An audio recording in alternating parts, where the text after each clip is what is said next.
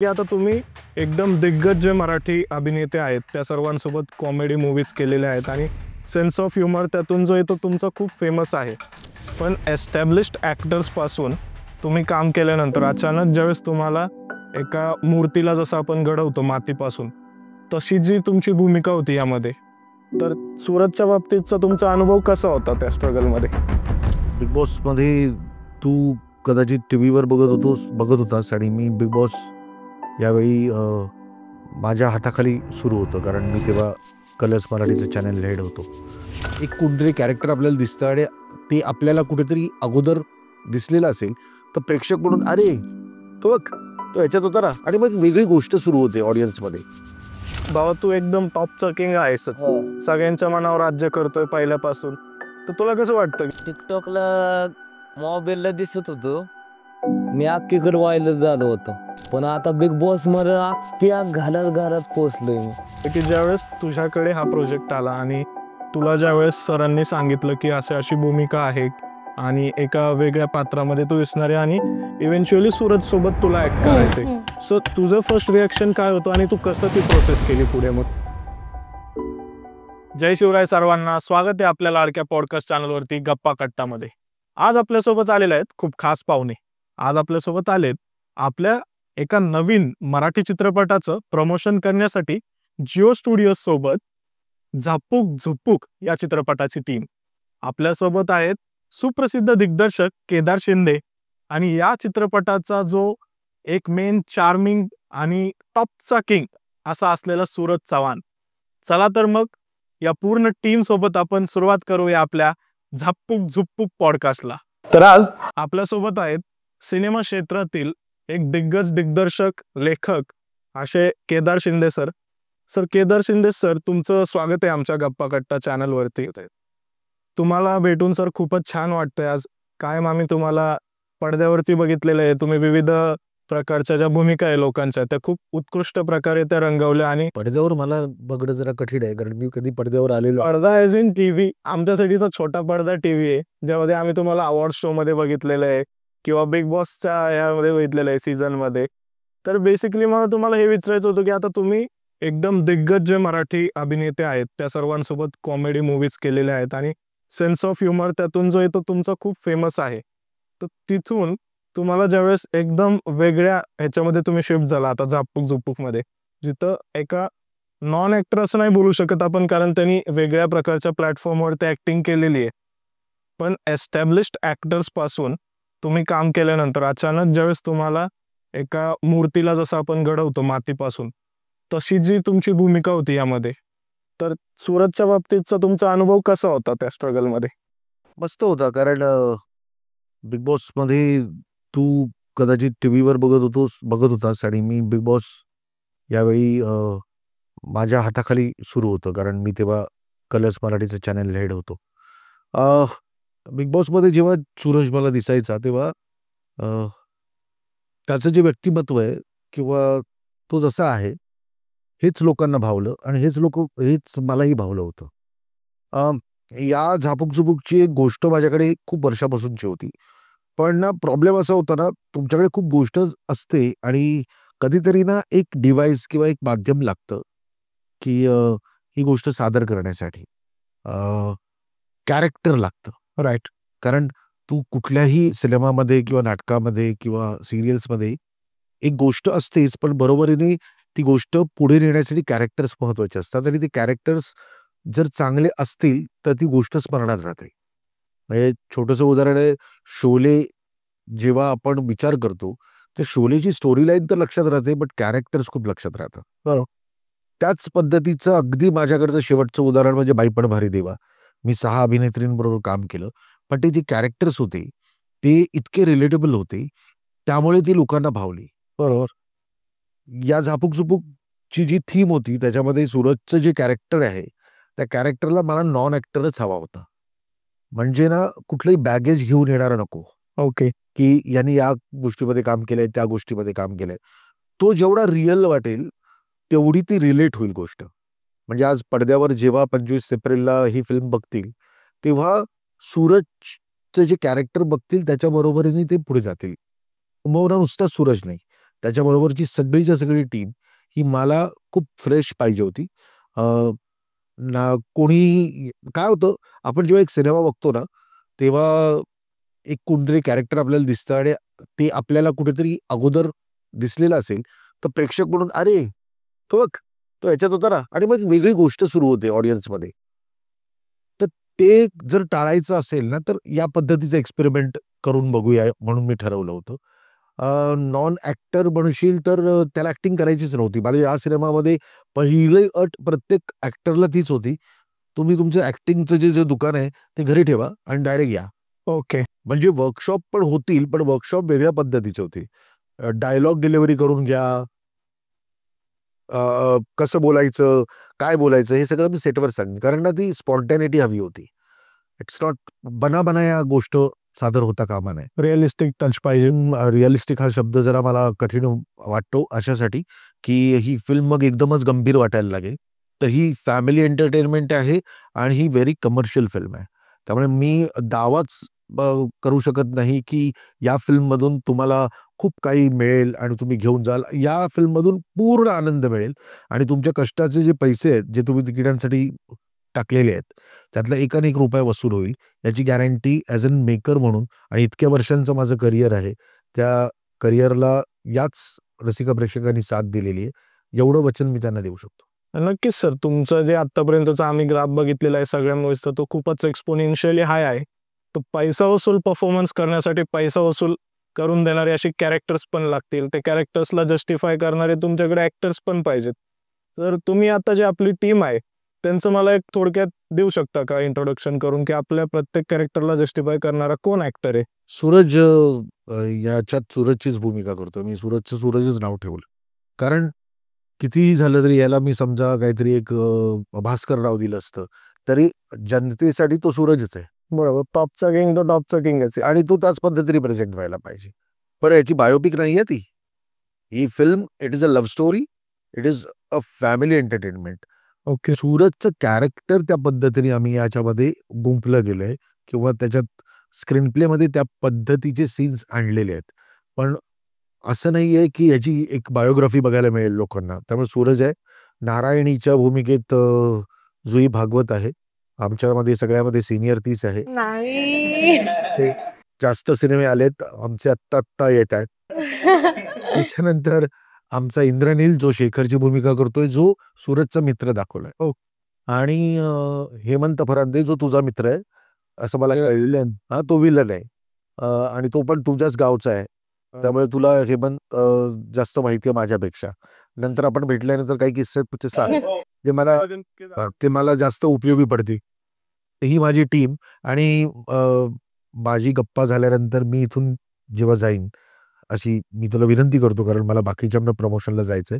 त्यावेळेस याच खुर्चीवर येईल एक दिग्गज नट पुष्कराज. नक्कीच, नक्कीच सर.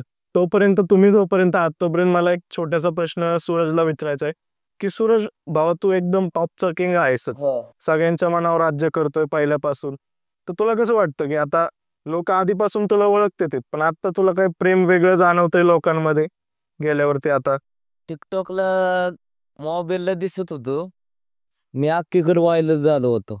पण आता बिग बॉस मध्ये अख्ख्या घरात पोहोचलोय मी. त्यामुळे अख्खी पीएम दे तर मला बरं वाटतं. तुला छान वाटतं ना असं लोक येणार तुझ्यासोबत बोलते? लय मजा येते.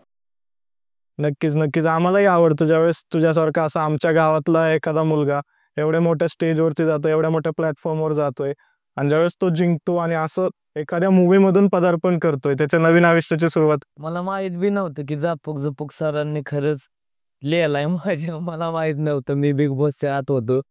मला समजतच नव्हतं. म्हणजे मी बाहेर येताना बी इतकं लढलेलो ना, की बिग बॉस मध्ये राहणं एक असं म्हणतात ना, अख्ख्यांबरोबर मिसळून राहिलो. आमची अख्खी फॅमिली होती, त्यांना सोडून येऊ वाटत नव्हतं. हा, बरोबर आहे. आम्ही बघितलं पण, की तुम्ही सगळे एका कुटुंबासारखं राहायचा, कुठलंही काम सगळे वाटून घ्यायचा, करायचं, सोबत करायचा. तुझा साधेपणा आम्हाला त्यातूनच दिसला.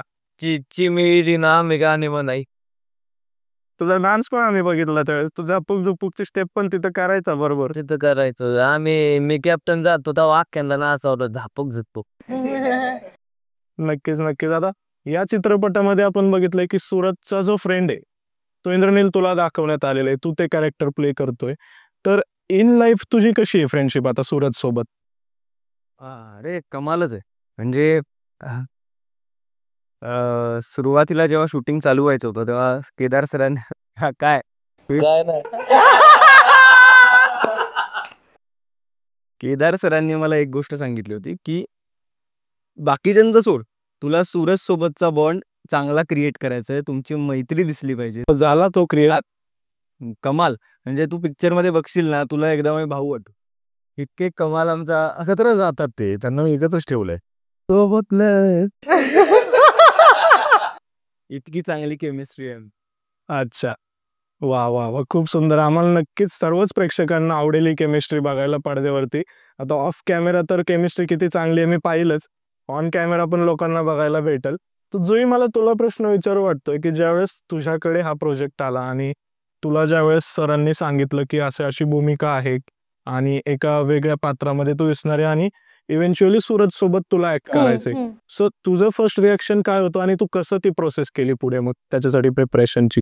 खूप खुश होते मी जेव्हा सरांनी गोष्ट सांगितली आणि त्यांनी सांगितलं की मी हे कॅरेक्टर करावं.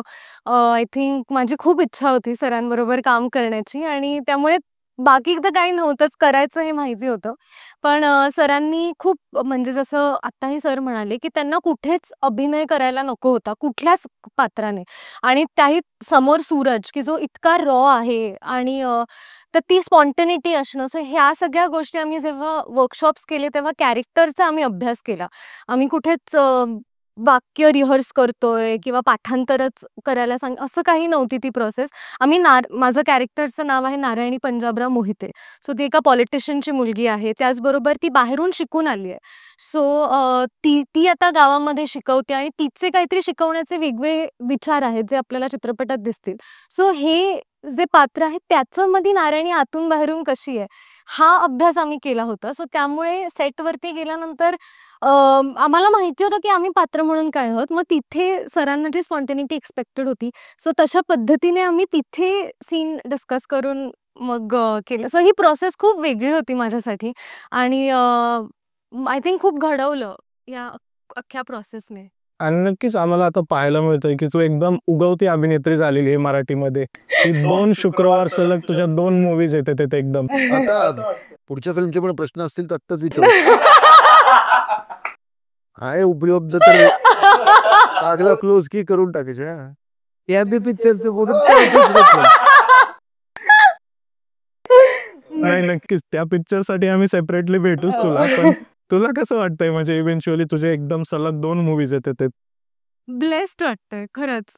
म्हणजे हो बिकॉज कारण म्हणजे मी जेव्हा ठरवलं खरंच की या क्षेत्रात काम करायचं, खूप थिएटर केलं होतं, तेव्हा मला खरं तर वाटलं की नाही आपल्याला खूप आवडतंय नाटक, एकपात्री करायचे आणि त्यानंतर इतकं दिवस रात्र म्हणजे मला वाटतं कॉलेजमधल्या दिवसांमध्ये मी दुसरं काहीच म्हणजे मी लेक्चरलाही कधी बसले नाही. मी फक्त सकाळ ते रात्र मी एकांकिका, त्याच्या रिहर्सल्स, तालमी, स्पर्धा हेच केलेलं आहे. सो तेव्हा जे स्वप्न होतं की आपल्याला पुढे जाऊन काम करायचंय चांगल्या चित्रपटांमध्ये, चांगल्या प्लॅटफॉर्मवरती. सो ते सगळं आता हळूहळू खरं होतंय आणि इतक्या छान टीम बरोबर काम करायला मिळतं याबद्दल खूप ग्रेटफुल आहे. आणि तेच आहे की जबाबदारी वाटते आता की प्रेक्षकांसमोर येते तर त्यांचं प्रेम मिळावं खूप आणि अजून छान काम करावं, हीच इच्छा आहे.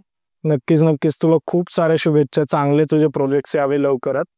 तर आता मला हेमंत तुला एक प्रश्न विचारायचा आहे की जसं आता तुझं गाव बारामती आहे, सूरज बारामतीचा आहे, मी जेजुरीचा आहे, आपल्याला ऑलमोस्ट जवळजवळचेच आहे आपण सगळे.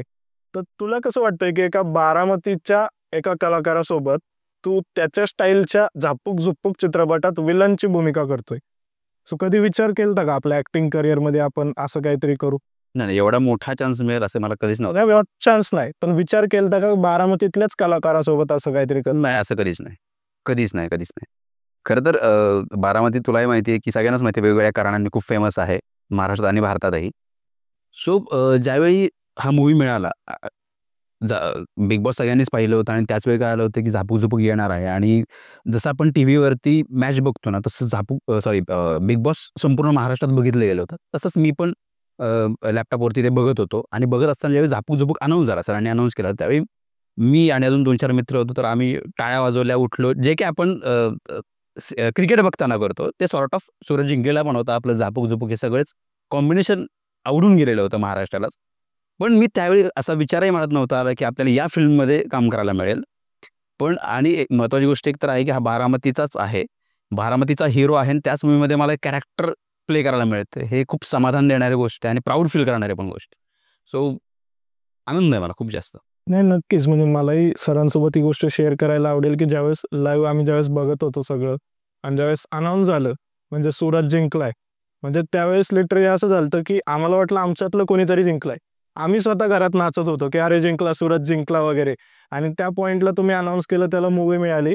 मी खोटं नाही सांगत, माझ्या प्रोडक्शन मॅनेजरला कॉल केला, अरे सूरजला मूव्ही मिळाली. तो स्वतः शॉकमध्ये.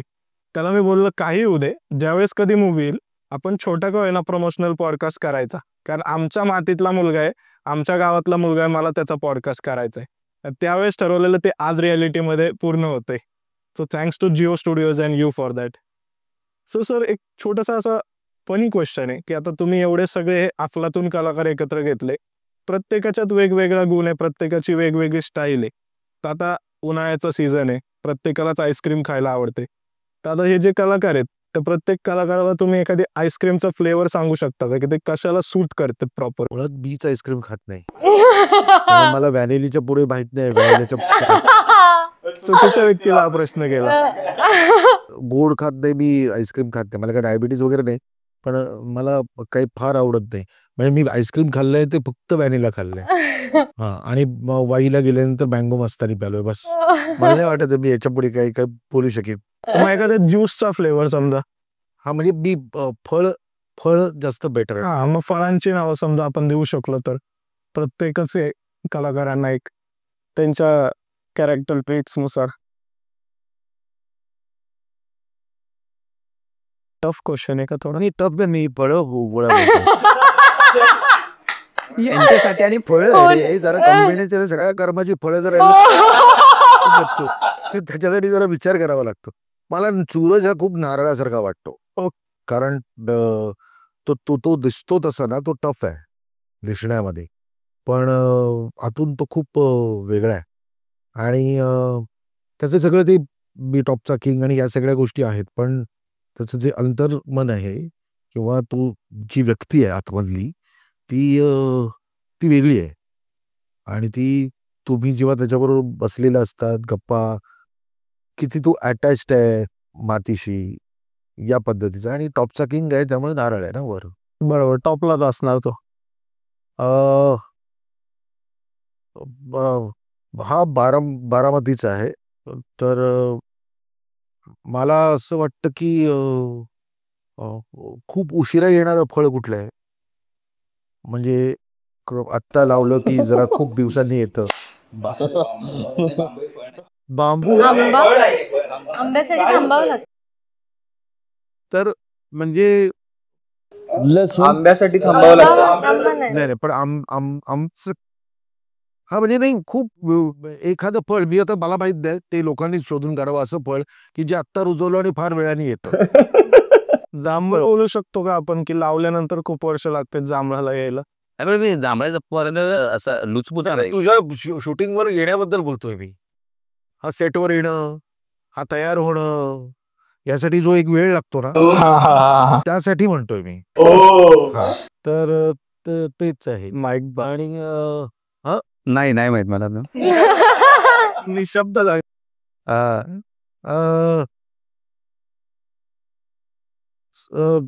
जुई केळ्यासारखी आहे.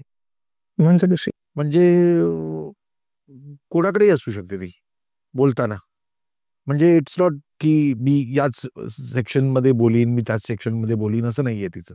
म्हणजे केळं कसं की सगळ्या स्तरातल्या लोकांना ते सहज परवडू शकतं आणि ते खाऊ शकतात, असं जे असतं ना, तर ते त्या पद्धतीचे आहे. म्हणजे इझिली मिक्सेबल आणि इझिली ॲक्सेसिबल असं. ॲक्सेसिबल.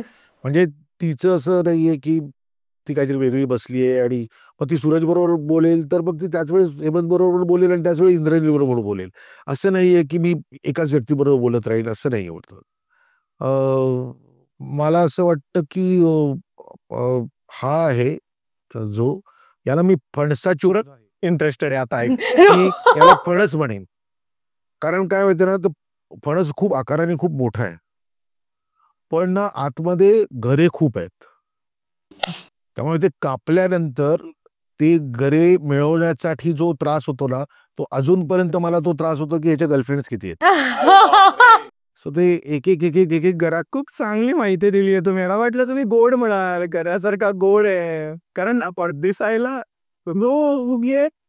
दिसायला खूप हे बघ काय आहे, काय मला नेहमी असं वाटतं की ना आपण जेव्हा गप्पा वगैरे मारतो बिहाइंड द कॅमेरा, जेव्हा मी फिल्मबद्दल बोलीन तर मी फक्त फिल्मबद्दल बोलेन, पण या ज्या गोष्टी आहेत, तू एकदमच फनी प्रश्न विचारलास तर एवढंच खेळीमेळीने राहायला पाहिजे.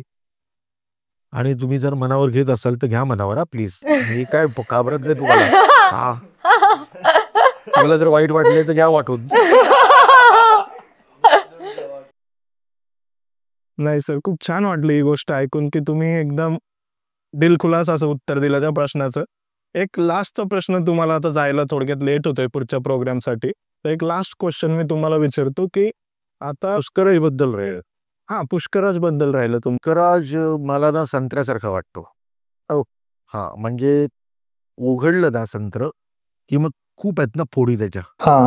तसं उघडलं ना की कळतं पुष्कराज खूप बिझी आहे. ते पण करतोय, ते पण करतोय, ते पण करतोय, ते पण करतोय, ते पण करतोय असं. म्हणजे असं एकच नाहीये, ते बऱ्याच गोष्टी करतो. मल्टी टॅलेंटेड आहे ना ते तो. हे या दोघांबाबत फक्त खरी खरी फळं आलेली आहेत, बाकी सगळी सार्कॅस्टिक फळं आहेत. मी आता ते सरच सांगू शकते ऑफ कॅमेरा किती गरजेत करते. मला काय शेवटचा प्रश्न? शेवटचा प्रश्न असा होता की आता हा मूवी तर आपण सगळीकडे बघतो, एकदम टॉप लेवलला प्रमोशन चालू आहे सगळीकडे असतं. मला मी आजच माझ्या टीमला सगळ्यांना सांगत होतो की ना आपल्याला खूप वाटतं जोपर्यंत शुक्रवारी तिकीट काढून लोक येत नाहीत ना, तोपर्यंत ती धाकधूक आणि ते प्रेशर असायला पाहिजे. आणि आपण बेफिकीर असून उपयोगाचं नाही. कारण काय आहे की ना, तुम्हाला असं वाटतं की लोकांपर्यंत आपण पोहोचलोय, ते लोकांना वाटायला पाहिजे की हे आमच्यापर्यंत पोहोचलेले आहेत. हे साहजिकच आहे. म्हणजे मी एक निर्माता म्हणूनही काम केलेलं आहे, तर मी जवळून बघितलेलं आहे की आपण कितीही प्रमोशन केलं, अगदी तुम्ही टेलिव्हिजन शोजवर जाऊन प्रमोट करा, होल्डिंग्स लावा, सगळं करा, पण जोपर्यंत तो क्राऊड कन्व्हर्जन होत नाही फुटफॉलमध्ये. काय आहे की मला तिकीट काढून ही गोष्ट बघायची आहे का, असा जोपर्यंत रसिक प्रेक्षकांना प्रश्न पडत नाही आणि बघावीशी ती गोष्ट वाटत नाही, तोपर्यंत आपल्याला ठोकून पब्लिसिटी करणं गरजेचंच आहे. पण ती पब्लिसिटी करताना त्यांच्यापर्यंत ती गोष्ट पोचवली पाहिजे महत्त्वाची, की फिल्म काय आहे. आणि आम्ही तीच गोष्ट पोचवण्याचा प्रयत्न करतोय की बॉस तुमच्या कष्टाचे पैसे, एक एक रुपया तुम्ही कष्टाने कमवलेला आहे आणि ते जर तिकीट तुम्ही काढताय तर त्या कष्टाच्या रुपयांची किंमत आम्ही ठेवलेली आहे, तुम्ही या एक एक रुपये वसूल होईल. नाही, नक्कीच ही गोष्ट आम्ही हिंदी बिग बॉसमध्येही बघितलेली आहे. एका एपिसोडमध्ये असेच एक मोठे इन्फ्लुएन्सर होते त्या शोमध्ये आणि सलमान सरांसोबत त्यांची एक आर्ग्युमेंट झालेली. तर सलमान सरांनी फक्त एक सॅवेज रिप्लाय दिला होता त्यांना की तुझं ठीक आहे, तुझं फ्री आहे म्हणून लोक बघायला येतात, माझी मूवी 500 रुपयाचं तिकीट काढून लोक येतात, तुझ्या चॅनलला तू चार्ज चालू कर, बघू किती लोक येतात तुझं बघायला. सो ते एक खूप बोल्ड स्टेटमेंट होतं, जे मला वाटतं की खूप रिलेटेबल आहे की ॲक्च्युअल फुटफॉल कन्व्हर्जन ज्यावेळेस होतो स्वतःच्या खिशातले पैसे स्पेंड करून, त्यावेळेस आपल्या मूवीला किती सक्सेस आहे समजा. ही लोक ना प्रेक्षकांना गृहीत धरतात आणि मी आजपर्यंत ती गोष्ट कधीच केलेली नाहीये, बिकॉज मी पण एक प्रेक्षक आहे. मी हा विचार करतो कधीही कुठली गोष्ट माझी सादर करताना की मी तिकीट काढेन का याचं. जोपर्यंत त्याचं उत्तर मला हो मिळत नाही तोपर्यंत मी करतच नाही कुठली गोष्ट. ही गोष्ट आपल्या दोघांमध्ये सेम आहे की मीही पॉडकास्ट करायचं असेल तर मी आधी विचार करतो ह्या व्यक्तीसोबत मी केलं तर मी स्वतः बघेल का, कारण मी स्वतः कंटेंट खूप कन्झ्युम करतो. माझं प्रोडक्टिव्हिटी जर बघितली फोनमध्ये तर खूप जास्त टाइम जो आहे माझा तो कंटेंटमध्ये जातो. तर मी बघू शकत असेल तर मी ते करतो. मला इंटरेस्टिंग नाही वाटत, मग जगाला जरी वाटलं तरी मला नाही वाटत मी त्यात एफर्ट्स घ्यावे. तर ही गोष्ट आहे रिलेटेबल. आणि शेवटचा त्यात एकच असा पॉईंट राहिला माझ्याकडून, सॉरी, की आता ही मूवी आहे, आपण याचं गाणं एवढं गाजतं की ते आत्ता ट्रेंडिंगवरती गाणं आहे. म्हणजे रोज जाऊन आम्ही इंस्टाग्राम उघडलं, यूट्यूब उघडलं तर कंटिन्यू रील्स येतात सूरज आम्हाला झापूक झुपूक वर डान्स करणाऱ्या सगळ्यांचा. आणि क्रेटेक्स तर ऑलरेडी एक भन्नाट कलाकार आहेच, त्यांनी या गाण्याचं म्युझिक केलेलं आहे. तर ह्या सगळ्या गोष्टी जुळून आल्यानंतर एक सिम्पल मेसेज काय आहे तुमचं की लोकांनी ही मूवी वन सेंटेन्स मध्ये तुम्ही काय सांगाल की का बघावी? आजपर्यंत माझ्यावर विश्वास ठेवलाय म्हणून बघावी. सई रे सई नाटक, श्रीमंत दामोदर पंत आणि असंख्य नाटकं. सिरियल्समध्ये गंगाधर टिपरेपासून चकटफूपासून खूप सिरियल्स मी केल्या. सिनेमामध्ये अगबाई, जत्रा ते अगदी लास्ट महाराष्ट्र शाहीर, बाईपणपर्यंत मी लोकांचं मनोरंजन केलंय. आणि मला असं खात्रीलायक वाटतं की लोकांना माझ्याबद्दल विश्वास वाटतो. त्या विश्वासाला मी कधी तडा जाऊ देणार नाही. नाही, नक्कीच सर, आम्हाला खात्री, कारण आम्ही लहानपणापासून तुमचे चित्रपट पाहिलं सर. आतापासूनच पॉडकास्ट बघतोय माझ्या. तर काय माझी वयाची काय गोष्ट करून देतात जसे ते कुठेही घेत नाही. नाही तसं नाही, नक्कीच आम्हाला विश्वास आहेच तुमच्यावरती sir. Thank you. And thank you so much sir. तुम्ही खूप वेळ काढून आला ॲक्च्युली तुमचं बिझी शेड्यूलमधून आपलं शेड्यूल. असे शेड्यूल नाहीये. आता फक्त लोकांपर्यंत पोहोचण्याचं काम सुरू आहे. पण मी जरी इथून जात असलो तरी एक दिग्गज व्यक्तिमत्व या खुर्चीवर येऊन बसेल आणि माझी जी एक अर्ध्या राहिलेल्या गोष्टी आहेत त्या पुढे सांगेल. नक्कीच नक्कीच सर. तुमचे जे पुढचा जो वारसा तुम्ही ज्यांच्याकडे पास ऑन करताय, आम्हाला त्यांच्यासोबत गप्पा मारायला आवडेलच. आणि सेपरेटली तुमच्यासोबत एक पॉडकास्ट निवांत शूट करायला आवडेल, ज्यात आपण दिलखुलास गप्पा मारू. मग हे सगळं अनफिल्टर्ड बोलूया आपण त्यावेळेस. एकदा ही डिलिव्हरी झाली ना माझी, 9वा महिना लागलाय, 25 तारीख दिली आहे डॉक्टरनी. हे बाळ सुखरूप बाहेर येऊ देत. या बाळाला मला महाराष्ट्रापर्यंत पोचवू देत. हे बाळ जेव्हा छान रांगू लागेल, चालू लागेल आणि जेव्हा मला विश्वास बसला असेल की आता या बाळाची खातिरदारी करायला प्रेक्षक समर्थ आहे, लगेच आपण करू. 100% sir. Thank you so much sir. तुम्ही आला, आमच्या प्रेक्षकांसोबत गप्पा घ्यायला. यांना सांगून ठेवतो की मी नसलो तरी माझ्याबद्दल चांगलं बोला. नक्कीच मी लिंक तुम्हाला शेअर करेल sir. Yes sir. Thank you so much.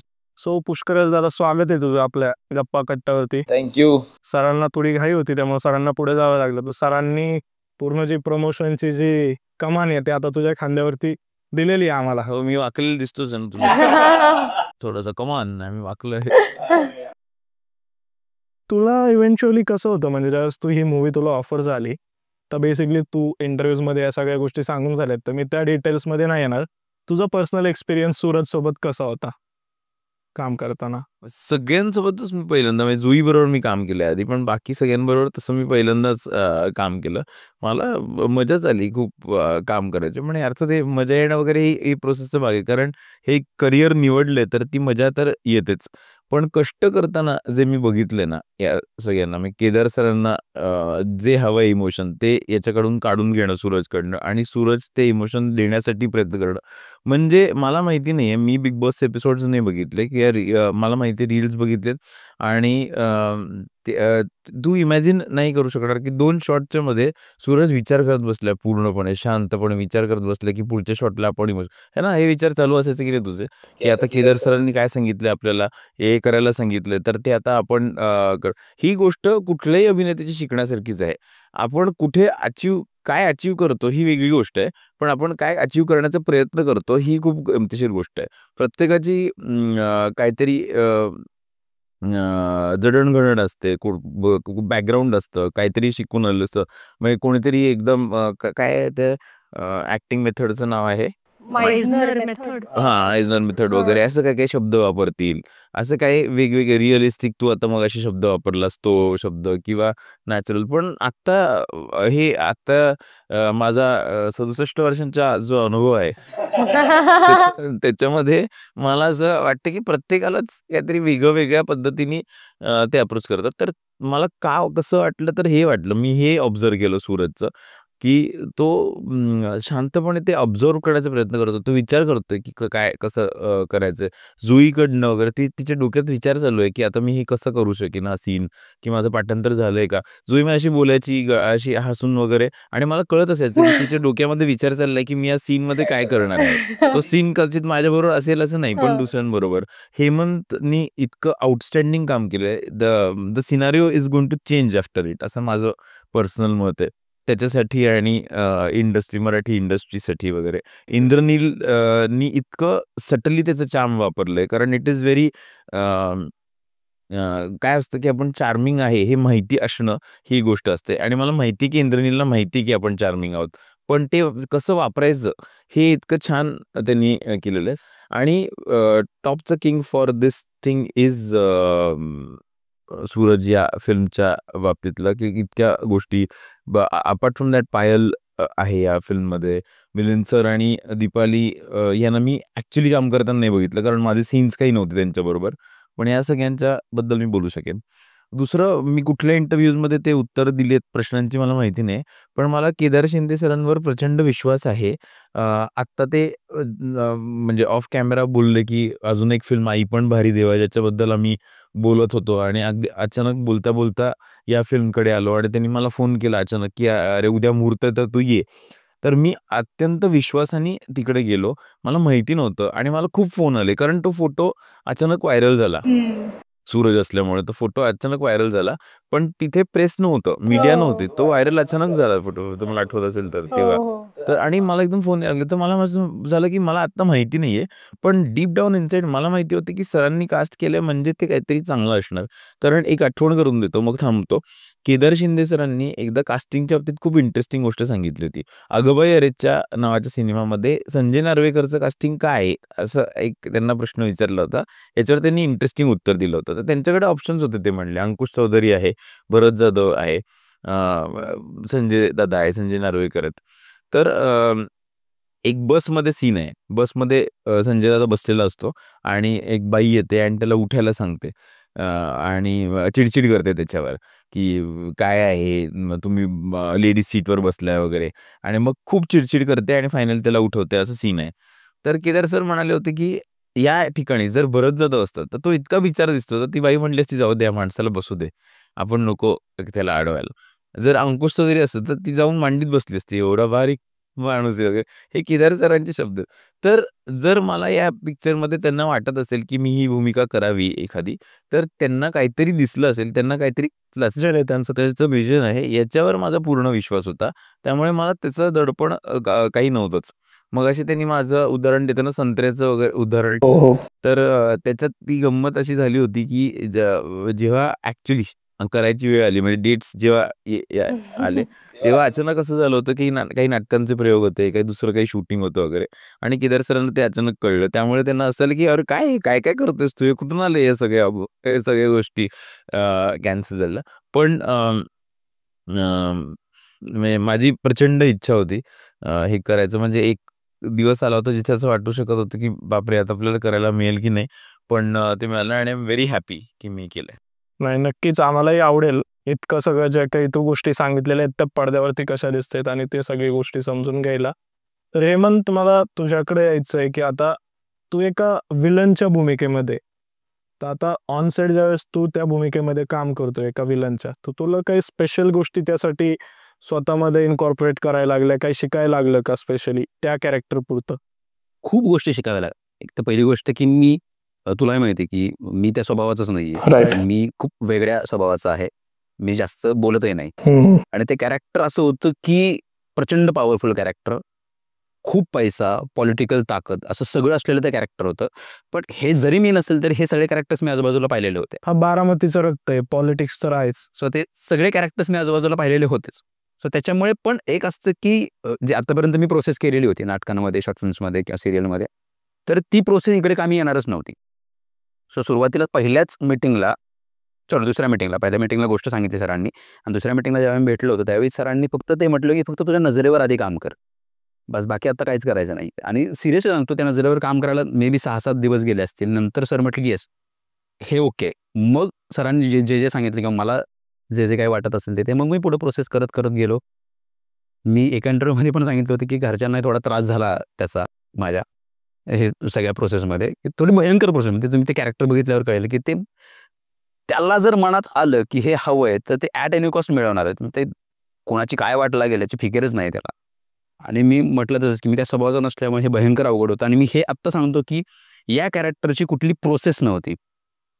प्रत्येक सीननुसार किंवा त्याचे काय म्हणतो आपण, त्याचे जे काही ॲस्पेक्ट्स आहेत त्यानुसार ती प्रोसेस बदलत होती. राईट. ते तसं कॅरेक्टर होतं. आणि करायला डेफिनेटली हे करायला मजा अजिबात आलेली नाही आहे. हे करायला भयंकर कष्टेबल, म्हणजे प्रत्येकाचंच कॅरेक्टर म्हणतोय मी. ते आफ्टर ऑल जसं हा म्हटलं तसं की क्षेत्र निवडलं ती मजा येणारच आहे, सीन चांगला केल्यावर भारी वाटणारच आहे, नाही केलं तर ते वाईट वाटणारच आहे. पण प्रोसेस अवघड होती आणि तेवढंच आनंद देणारे पण होते. ओके.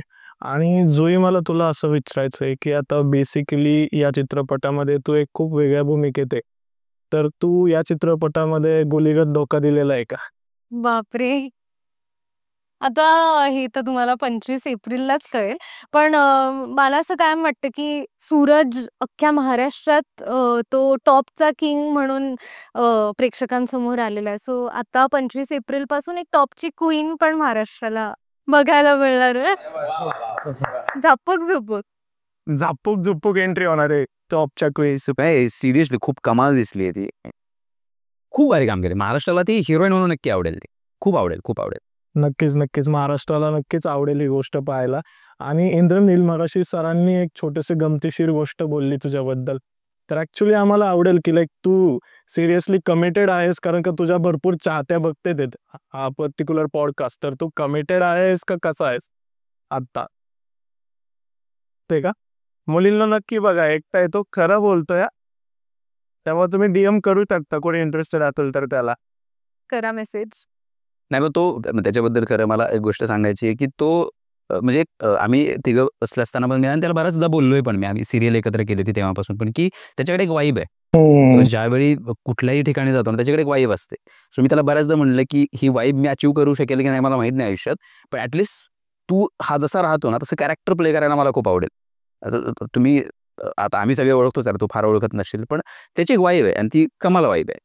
आणि त्या वाईबमध्ये असं वाटतं लोकांना, की बाबा तो असावा. आणि तुम्हाला याच्या ट्रेलरमध्ये तो फार दिसला नाहीये, पण मूव्ही एकदा बघाल त्यावेळी तुम्हाला कळेल की यार बंदा बढिया आहे. नाही, नक्की वाईब तर आहे. ट्रेलरमध्ये तो जेवढा प्रेझेन्स त्याचा देतोय त्यात त्याचं एक क्रिएट करून जातोय त्याच्यासाठीची इमेज लोकांना एक मनामध्ये राहील अशी, की हां यार बघितलं पाहिजे याचं नक्की कॅरेक्टर काय आहे. तर सूरज भावा, मला तुला एक विचारायचं आहे आता. हे सगळ्यांनी तुझ्यासोबत काम केलंय. हा विलन आहे तुझ्यासोबत, तुझ्याच गावचा पोरगा. त्यानंतर हा तुझा मित्र आहे. हिने प्रियसीचं काम केलंय. तुला या सगळ्यांमध्ये सगळ्यात जास्त कोणासोबत आवडलं काम करायला? खरं बोल सूरज. खरं पाहिजे मला. मला हक्कीचा आवाज आहे बसा. सूरज खरं सांग. असं आवाज कुठून येतोय बघ. बघ दबाव टाकते. दबाव टाकते ना. मग आपलं पुष्करच दादा बरं आहे ना. दबाव नाही, डायरेक्ट ओके ओके. तुला आईस्क्रीम आवडतं का सूरज? मला आईस्क्रीम, कुल्फी नाही. काहीच नाही का? मावा कुल्फी खाल्ले मावा कुल्फी. तिथे आईस्क्रीम आणि गोड खाणारी एकच व्यक्ती दिसते याच्यात दिसते. टीव्ही कोर्स मध्ये एवढं खायला यायचं, चॉकलेट यायचं, कॅडबरी यायच्या, परत ते काय आता तो बोलला आईस्क्रीम. मला बोला येत नाही म्हणून तुला बोलायला तसलं लय खायला यायचं. परत ती फरं बिलं किती यायची तरी मी खात नव्हतो, इतकं मला खायला होतं बिग बॉस मध्ये. आम्ही येवलीच्याच चपात्या असायच्या, एका घासाच जायची मला. काय सांगू, अख्ख्याला मग ते हाताखाली द्यायचं, मग अख्खी जण बसणार, मी कांदा कापणार, अख्खी जण आम्ही जेवण बनवायचं, तेव्हा आम्ही जेवायचो. आणि खरेदी करायला गेलो ना आत, बेबी हाफ घेऊन म्हणजे पैसे असतात ते, तर ह्या घडलेलं मला काय समजतच नव्हतं काय करायचं काय नाही. डीपी दादा माझ्यासोबत होते, इरिना माझ्यासोबत होती. मग आम्ही आतमध्ये गेलो, काय काय घ्यायचंय मला विचारलं, मला काय माहित, मी कसं सांगू मला काय काय घ्यायचंय. एक म्हणत होतं त्या अंड्याचं कॅलेज घ्या, एक म्हणत होतं टमाटे घ्या, एक म्हणत होतं वांगी घ्या, बटाटे घ्या. मला समजत नव्हतं.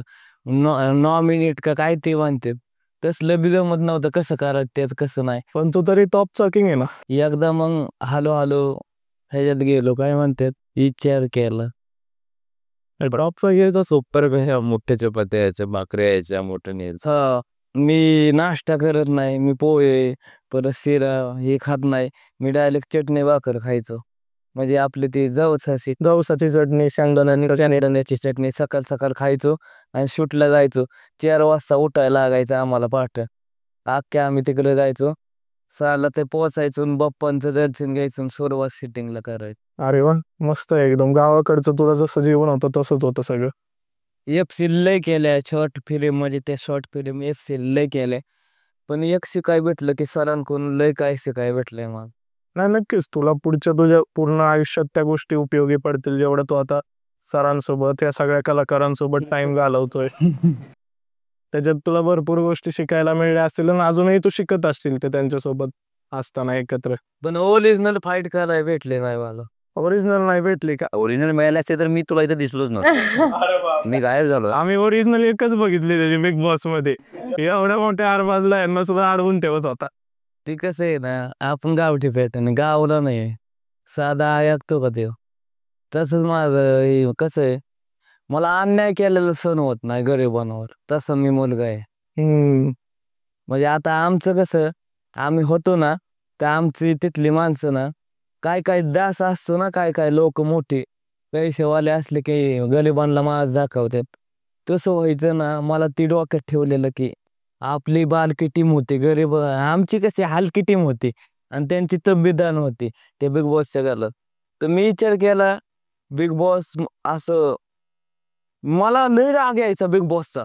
बिग बॉस काय करायचा, मुलं मुलं हिकलं चांगली, मी बी डीपी दादा, मी परत ते काय संग्राम, परत वैभव, परत आरबाज, एका साईडला मुली हिकलं. मी म्हणायचो बिग बॉस असं नका करू, मला तर जाऊ दे तिकडे, असं कसं करणार तुम्ही. मी तरी खेळतो तिकडं, मला सण होत नव्हतं. मी डोकं हाणून घेतलेलं. अरे बापरे, स्वतःच डोकं हाणून घेतलं. म्हणलं वैभव असं करू नको, मी आपलं आप्पा मानलंय बिग बॉसला, त्यांची मी इज्जत करायचो तिथं. मग मी स्वतःच हाणून घ्यायचं, मला सण होत. मारू बापरे, इतका राग होता मला. मला डान्स करायचं म्हणलं ना, कोणी मला बोललं ना, मला लय चिड येते. हा, ते आम्ही बघितलं होतं. हो, नाराज झाला होता. बाजूला जाऊन बसलेलो, असं नाराज झालो, डोकावलेलो मी आणि एका बाजूला बसलो. मग त्याला झालता की आपला माणूस आपल्याला बोलल्यावर कसं वाट. नाही, बरोबर आहे. पेडी दादा मला बोललेलं, पण नंतर गाल्यात पडलो त्यांच्यात. तुझं आणि त्यांचं नातंच वेगळे आम्ही बघितलंय आता. आता मला तुला हे विचारायचं सूरज, की आता तू बिग बॉस मध्ये राहिला, तिथं तू सगळे तुझं वेगळं आयुष्य जगलं, तिथं तुला डान्स करायला नाही मिळालं, त्यावेळेस तू नाराज झालता. आता कसं वाटतंय, आपल्याच गाण्यावर अख्खा महाराष्ट्र नाचतोय झापूक झुपूक. अरे खाऊन गोवले मजा येते, खुश.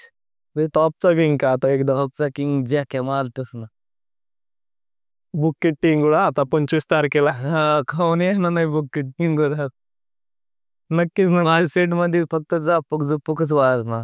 विषयच नाही ना. डॉगचा किंग असा मार्केट मध्ये गाजणार की खरं नाही. आता नक्कीच नक्कीच, नाव तर तुझंच गाजणार आहे. आता ऑलरेडी गाजतंयच.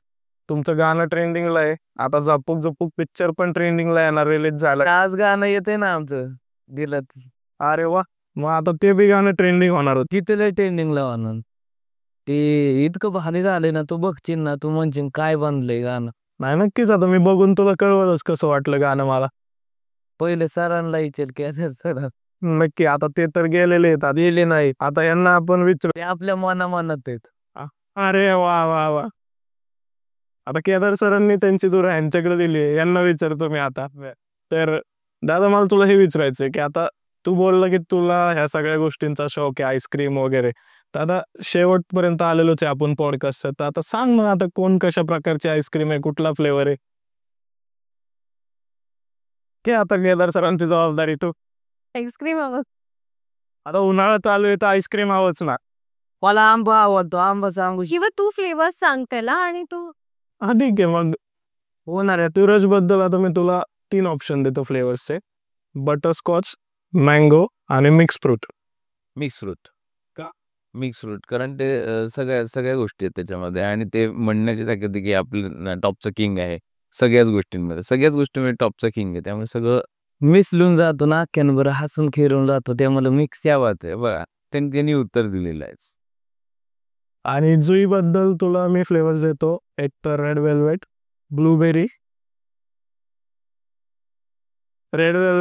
ब्लूबेरी आणि तिसरा असेल की मँगो. मँगो एवढं तिच्याकडे बघून असं तुला एवढं कॉम्प्लिकेटेड फ्लेवर त्याची गरज नाही. ती अत्यंत साधी सिंपल मँगो त्याला ना, तुला हिंट दिली ना मी, गोड आहे त्यामुळे मँगो बोलू शकतो. ते फक्त मला ह्याची गंमत वाटली की जुईकडे बघून तू रेड वेल्वेट ब्लू कपडे ब्लू बेरी आठवलं वगैरे. आम्ही कधी ती टेस्ट नाही केली रे. आता या फिल्म नंतर आमच्या आयुष्य जेव्हा पद्धत, तेव्हा आम्ही ती टेस्ट करू रेड वेल्वेट आणि ब्लूबेरी. हो, ते इंटरेस्टिंग. मँगो. ओके, आता इंद्रनीलकडे येऊ आपण. बटरस्कॉच, ब्लॅक करंट, आणि चॉकलेट का तर चॉकलेट बॉय पुणे आम्हाला कळलं. चॉकलेट इज कॅन्डी आहे, आय कॅन्डी. त्यामुळे तो चॉकोबार आहे, नुसतं चॉकलेट नाही. सूरज असेल काय रे तू तिकडे जायला पाहिजे होता.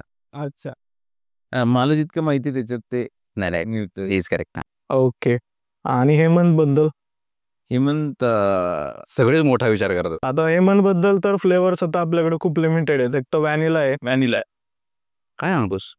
हेमंत व्हॅनिला आहे. व्हॅनिला असं आहे की केदार सरांनाही व्हॅनिला आवडतं आणि जी व्यक्ती अजिबात आईस्क्रीम खात नाही त्यालाही व्हॅनिला आवडतं आणि तो सगळीकडे मिक्स. म्हणजे पहिला दिवस जो होता माझ्यासाठी खरंच दडपण होतं. जे आम्ही एक सीन शूट करत होतो आणि हेमंत बरोबर माझ्या गप्पा झाल्या, कारण आम्ही दोघं रूम शेअर करत होते तेव्हा.